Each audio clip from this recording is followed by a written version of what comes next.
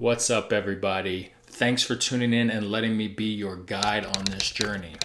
Now, today's episode is going to be all about Elizabeth Holmes and the Theranos scandal. Elizabeth was once a Silicon Valley wonder kid for what was thought to be a revolutionary blood testing device that was supposed to be able to test blood with just a pinprick. In 2015, she would become the youngest self-made female billionaire based on her company Theranos. It was reported that she was valued at $4.5 billion while her company was valued at $9 billion. In November of 2022, Elizabeth Holmes was sentenced to 11.25 years for her involvement in the Theranos case. Elizabeth would famously drop out of Stanford University, an elite California college, to start the company. But in the end, it would turn out that Theranos was a giant scam and they did not have a blood testing machine that actually worked. The estimated loss to investors was over $600 million. Theranos' house of cards would actually come stumbling down when it was proven that their Edison machine that would run the blood test actually did not work. What would come as a shock to the Silicon Valley community as well as investors across the world would come at no surprise to people that were in the blood testing community. So what was it about Theranos that was supposed to be so revolutionary that got so many investors excited investing that were experienced that would actually lose their money? Theranos would invent the Edison machine, which was their blood testing machine that was supposed to revolutionize the entire medicine industry. Now, blood testing is one of the most common procedures that doctors do to let them know what's going on in the body besides just having patients describe their symptoms. So with something so common and so big, if they could change that, that idea would be worth billions and billions of dollars. Traditionally, and still to this day, blood tests require a fairly large amount of blood to be drawn and sent to a lab where a person must physically run the tests one by one. And this process can take a considerable amount of time. The Edison machine, which was the blood testing machine Theranos had invented, would change all of that. Now, firstly, the machine could run the blood test itself, making it automated instead of using actual people. So instead of using a highly trained lab technician that would work for an hourly rate with benefits and all of the additional expenses around human labor, such as medical coverage and so on and so forth, the machine could run those tests without a person, so it could run them much, much faster. And it could take out the possibility of human error because there would be no humans actually operating the machine. Since having an employee to do the labor, especially a highly trained one like a lab technician, is so expensive, replacing that with a machine could actually eliminate this labor cost, making the test itself much, much cheaper. So, no lab technician means that it's going to be cheaper for them to run the tests at the blood testing facility. And they are able to pass that cost savings down to the actual customer or the patient so that the patient can get the blood test much cheaper. So, boom, right there we have three different things that are already improving upon the old design. We have faster results. We have cheaper cost of the results for both the blood testing facility and the patient. And then three, we have the fact that it's going to be more accurate because it has less chances of human error. But then we have the fact that it takes much less blood because they claim that they could do these blood tests with just a pinprick of blood. Now, taking blood from the pinprick method is nothing new. It's actually been around for a long time. But if you were to take blood from a fingerprint, it's known as a capillary sample. And this is much more difficult because taking samples with this method actually requires only a few drops of blood. So it's 30 to 100 times smaller the amount of blood than your standard blood draw for a blood test. Unlike blood taken directly from a vein, capillary blood is mixed with liquid from tissues because it's taken directly out of the finger, which can contribute to inaccurate results. So there you have it right there. Inaccurate results from a small pinprick of blood. This is something that the entire blood testing community and industry already knows. But Theranos was claiming to take the pinprick method and actually get accurate results. And obviously we know getting accurate results is probably the number one thing that you want, even if it's going to be more expensive, right? So the traditional method of blood testing is to take more blood, and they pull that blood from a vein in the arm so it doesn't have that tissue mixed in, so it's going to give you more accurate results. Now, when you pull blood in that method, typically you're pulling about 1/2 to a teaspoon of blood per tube. And sometimes they will take multiple tubes depending on what they want to do and what types of tests they're going to run. Now, a couple of tubes is going to give the technician plenty to work with in case they want to run extra tests that they weren't planning on running, but it gives them plenty of sample to work with to get an accurate test. So Elizabeth and Theranos were claiming that you could run dozens of tests on just this single drop of blood. Now, the reason that the traditional method that you pull multiple tubes of blood is because you need a certain amount of blood per test.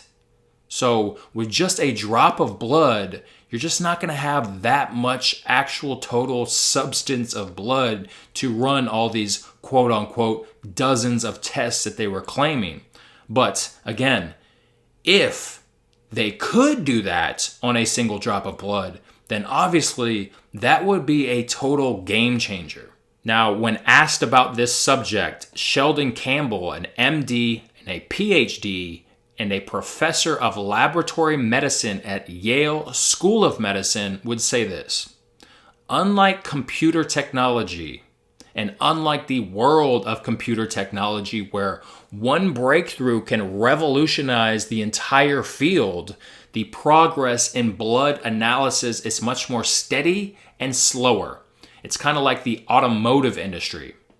And Campbell would go on to say that while the automotive industry has developed hybrids and electrical vehicles, the foundations of a car have remained the same. The tech behind it is evolutionary, meaning slow, versus revolutionary, like technology can be, meaning fast. So we have three categories of people. We have Theranos making these crazy claims about revolutionizing the entire industry. We have the people that work in the blood testing industry already that did not believe anything that was going on that they were claiming. And then of course we have the actual investors, right? Now, the investors are not experts. They're not in the field of blood analysis. So whether they were experts in the field of blood analysis or they were not, there's always that what if factor. And when you're in investing, there's always people trying to change technology and revolutionize the game. And if they can do that, it can be worth a lot of money. So the investor is going to be coming from a mindset of how to make money, like can this make money? And he's going to be having seen a lot of money making ways that have worked. So let's say that this investor actually did talk to an expert in the blood testing analysis field about what Theranos was claiming. And this expert told them that these claims are completely false. You shouldn't believe any of them. Now, even if he did talk to an expert, which most of them probably didn't, he's still going to be thinking in that mindset of what if they could actually change that tech, because anything is possible. Even though an expert is telling you that it's not possible, anything technically is possible. So there's always that what if factor. What if it does work, and what if they've actually changed that technology? Now, the point that I'm making with this what if factor is that what if Theranos did actually change it, then that technology would actually be worth a lot of money. So if they were able to do it, then Theranos is going to be worth billions. And I, as an investor, if I'm investing in this what if factor, am going to want to get in, even though the blood testing experts are telling me that this technology is false. So let's recap the list of Theranos' Edison blood testing machine. 1, we have the blood testing being much faster. 2, the blood testing could be done much cheaper. 3, we could have less human error and therefore more accurate results. And 4, the testing could be done with much less blood. Now, hitting on these 4 advantages and benefits that Theranos is claiming, it's looking pretty good as far as if the technology works, how much it's actually going to be worth to an investor. But that's not all. Theranos was even talking about making this Edison machine available at every single hospital. So instead of sending your blood to a blood testing facility where you have to mail it out and sit there and wait for it to ship and sit in line for all the other blood tests that were in front of you, and then they run the test and then they get the report and send it back, and then waiting for your doctor to get in touch with you. The Edison machine could be doing all that in about an hour or so. So you have a Edison machine right there on site at the hospital, and this could increase the speed that you could get those results back extremely fast. So the next point in the advantage list that we have is that it could actually save lives. So not only is it going to be much faster, but because it's much faster, it can actually save lives because you can get the results much faster and the doctor can get you on the right treatment plan much faster. Theranos was even claiming to be moving in the direction of a self-serving Edison machine. So you would not have to have a doctor's appointment and the patient could go directly to the machine. So imagine you go up to an Edison machine, you get your finger pricked and they give you the results almost instantly. So I don't have to make an appointment at a doctor and I don't have to sit and wait for results. So I don't have to make a follow-up appointment for the doctor or try and be available when he calls or play the phone tag game when he does call with the results, which can be a bigger pain. Adding to our list, we have the fact that Theranos could actually save lives. And the way that they would do that is with the increase in speed by getting the results of the blood test, so that the doctor could actually have a accurate diagnosis faster and therefore a faster plan to care for the patient. Up until this point, we've been talking about the medicine applications and the fact that Theranos could save lives and help people. And that's going to sound quite enticing to everyone, including investors. So let's examine the actual financial aspects, because at the end of the day, this company had a CEO that had billionaire dreams, and the charges against her were actually defrauding investors. So let's talk about that aspect. All right, let's get into the first phase. It's faster, it's cheaper, and it's more accurate. So because the Edison machine was automated and it didn't require a person, the blood testing facility is actually going to be able to eliminate labor costs. And that's going to make it cheaper for them to run every single test and cheaper for their expenses overall. So imagine the Edison machine could replace every single old blood testing machine across America. The financial reward for that would be astronomical. And if you are making it much cheaper for the blood testing facility, then they're definitely going to be interested. So there you have our first customer. It's going to be every single blood testing machine is going to need to be replaced, and the blood testing facilities are going to purchase probably a couple of them each.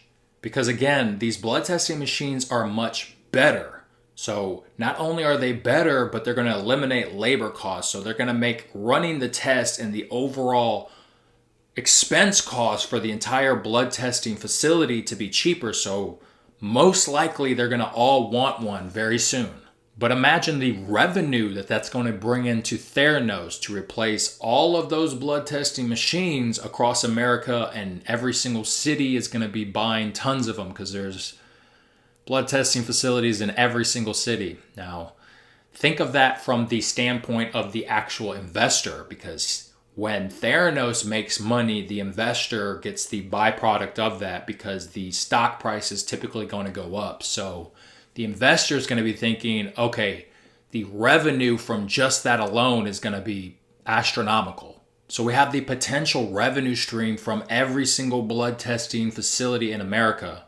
But let's not forget that blood testing is not an American thing. It's done across the world. So potentially the entire international community of blood testing could also be customers. and the revenue from that is going to be much higher. Okay, so we've touched down a little bit on the financial aspects, and we're going to talk a little bit more about it, but let's talk about the patients, because at the end of the day, the end user, aka the patients, are going to make or break the system typically. So are the patients going to actually want to use the Edison machine? So it's much faster, much cheaper, and it's more accurate. So obviously, yes, the customers and the patients themselves are going to want to use this machine. And whether they are paying for the blood test themselves or the insurance is, either way, making it cheaper is going to be a win-win across the board to the end customer, the end patient. So not only do we have businesses wanting to use this machine, but we have the end user, the consumer, pushing for this product. Now we have something very massive on our hands. So let's also consider the self-serving side and the financial aspects behind that. So imagine instead of making a doctor's appointment, going down to wherever the doctor's located, sitting in his waiting room for an hour, then sitting in the actual patient room waiting for him before you can actually see him, imagine scratching all that. Imagine you could just go down to your local Walgreens or CVS and you could get your blood test done right there on the spot at a place that's most likely a lot closer than your doctor's office. Now we have every single CVS and Walgreens in America, and even all the other places that have pharmacies, like Walmarts and Costco's, etc. Now all of these businesses are going to be potential customers to buying the Edison machine too, and even possibly buying a second or a third one as backup, right? They don't typically just buy one because they want the machine to stay up. So maybe they're buying more than one. Imagine how many CVS's, Walgreens, Walmarts, and Costco's that are going to be potential customers, and how much revenue could that bring in on that specifically alone, that self-serving factor. Just that alone, the revenue is going to be potentially staggering. And revenue potential to a company is going to be potential profits to an investor. So the more money that the company makes, the more money that the investor is most likely going to make. So they're going to be very enticed by this new self-serving aspect too, because it's going to be bringing in a lot more revenue potential. So again, back to our list, add the self-serving factor, and with all of these different aspects combined, the incredible investor returns is probably the biggest thing on our list, because at the end of the day, we're talking about a money-making business and we're talking about defrauding investors. So how much money that the company can potentially make is going to be the biggest factor in getting investors to invest, because certainly investors and everyone wants to save lives, but these companies get massive because they have revenue potential. And when the potential to make a lot of money is at stake, whether it's good or bad for the consumer or good or bad for the environment, then you have investors getting behind it. And that's how the companies get such a massive evaluation. And that's how people make money as investors. And then, of course, the CEO is a large stakeholder. So she makes money when the company makes money via it increasing its stock price. So here's my point with all this. When we talk about making money, we're talking about enticing investors, right? So how much money that the company can make is going to bring in potential investors. So when they're making these big claims, they're going to be thinking about the potential for money, right? Now think about this for a second. Put yourself in the shoes of the investor, right? I'm looking at an investment and I want to know, am I going to make money? Because if I'm not going to make money, then I'm not going to invest, right? So the main thing that you're going to be thinking about is how much money I can actually make, right? So a byproduct and a secondary thing to that is going to be, do you actually have a working prototype? Does the technology actually work? Because at the end of the day, they want to make money, so they might be looking past some of these factors, right? What if I told you, no, we don't have a working prototype, but we're working on it, and by the end of the quarter, we plan to have a working prototype, and we can start getting started in making this money that we're talking about. You might be saying to yourself, okay, they do not have the tech yet. It's just an idea. But then we have the factor of, well, what if they can get it done? What if they actually do it? Because if they do it, then we start to open up all the potential for the actual revenue we're talking about, right? We're talking about billions and billions of dollars in potential revenue. So what if they can actually get it done? Then they're going to make a lot of money. And if I decide to invest, then I'm going to make a lot of money, right? This is the risk factors and the analysis that they should be thinking about, right? So we have the fact that they don't have a working prototype, but maybe they said they did. But if you as the investor have not seen it, then we should be assuming they do not have a working prototype. But if they do, and if they can get it done, then here's all the money potential, right? So what are you thinking in your head right now when you're thinking about this? Now, a lot of investors are going to have that FOMO, that fear of missing out, because like we described, this technology, if it does work, has the potential to revolutionize a great industry that needs to be changed, right?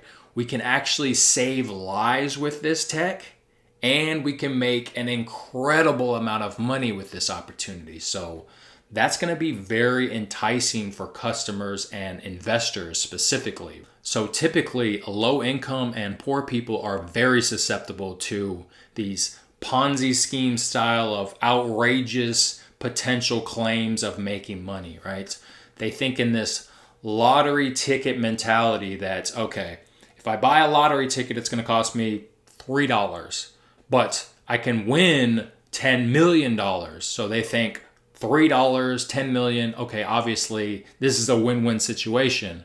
But at the end of the day, the odds of you actually hitting the lottery are astronomically against you. So it's really more like throwing away $3. And if you do it over and over and over, that could be substantial revenue for whoever's selling those lottery tickets. Low income people can be very susceptible to this. That is typically because they do not have the financial education or the experience in finance to know what to look for and what are the potential red flags, because they typically don't have a lot of spare money to even be thinking about investing in the first place. So they look at these low ticket styles of getting rich quick is the correct term that I think they get sucked into. Even investors that are very well versed in finance and have a lot of education and experience behind this, they're very susceptible to these exact same things, right? Because at the end of the day, it's all about making money, right? So if they think they can get rich off that,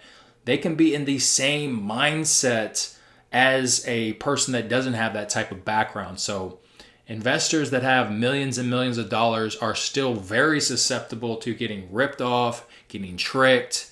Now, imagine that you go to Theranos' headquarters and you're looking through a plate glass window at a lab, and it's got 50 different people wearing those white lab coats, running around looking like they're doing testing, and that's going to look very legitimate. So even if you didn't actually get in there to see that, just knowing even the building itself being very lavish looking and having a lavish lounge that's giving you free food and, you know, it looks very fancy, right? That's going to be enticing to you as an investor, just going to visit and having a meeting there and just being in the lounge room or the conference room and seeing, oh, this is very fancy. They must be doing stuff, right? Now, in the end, it was the lack of oversight that made this such a tragic loss for investors. Theranos would shut down whistleblowers and start denying access into their testing facilities, so nobody could actually expose that fraud because nobody could get in there to see what they were actually doing. But eventually 2 whistleblowers would blow that whistle that worked inside of Theranos, and they would expose that fraud. Their names were Erica Chong, a chemist who quit her job to work at Theranos, and Tyler Schultz, who is the grandson to famous economist and statesman George Schultz. They would expose the scandal to federal authorities when the biggest risk factor was actually revealed. Theranos was claiming to have a working prototype, a working model called the Edison machine. They were actually running real lab tests on real patients with real conditions on that Edison machine. But that Edison machine would produce completely unreliable results on these blood tests. So real patients with real needs that could possibly be in life and death situations or be very, very sick, they were sending in their blood tests and getting completely unreliable results via the Edison machine. Now, of course, high up officials and probably the chemists themselves knew that these results were unreliable. To remedy this factor and to keep the ball rolling, Theranos would actually secretly start to run these blood tests on real patients on traditional, regular, old school blood testing machines in order to get actual accurate results. And they had these machines locked away, so only a select few individuals could even know that they had traditional blood testing machines and that they were actually running these more accurate results on those machines instead of on the Edison machine.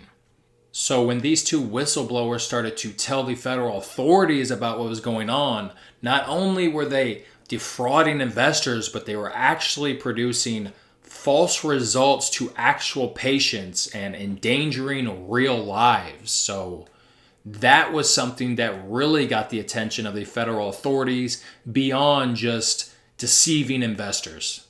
Once the deception was uncovered, Elizabeth Holmes would face a trial. Her defense in the trial was to blame others at Theranos for the problems and accusing her co-conspirator, Ramesh Balwani, the company's chief operating officer, and her former boyfriend of abusing her and also being the main person responsible for the actual fraud. So she was trying to blame it and pin it all on him. Ramesh, being an early investor, investing millions of dollars into this company, and later joining the company, was most likely tricked into deception himself, at least at the beginning. Mr. Balwani will be facing his sentencing for his crimes on December 7th of 2022. Elizabeth Holmes was found guilty of 4 counts of deceiving investors in, I believe, wire fraud specifically, and she was sentenced to 11 and a quarter years in prison. If you're interested in finding out more about this case, there is a great drama series called The Dropouts playing on Hulu. It's very interesting. My question for you is, do you think as an investor you could have been deceived by a similar scheme, right? I want to know in the comments what you think, if you think that Elizabeth could have got you, because we're talking about the potential to make millions and also to be able to save lives in the process, right? This sounds like a great thing to get behind. Make a lot of money and save a lot of lives, right? That sounds pretty good. Do you think that Elizabeth Holmes planned the whole deception, or do you think that she was actually trying to change the world, right? Do you think she was leaning towards getting it done and figuring out a way, and maybe she was deceiving in the short term, but did she actually believe that she could get this quality tech out there and get it done and become vastly rich in the process? Or do you think that she was deceiving them from the get-go? All right, guys, that's going to do it for today. I want to thank you for joining us on another episode of Bryce Robert, learning about business and money-making tips, and in this case, what not to do. Now, if you got anything out of this, I want to know in the description what you think about this case.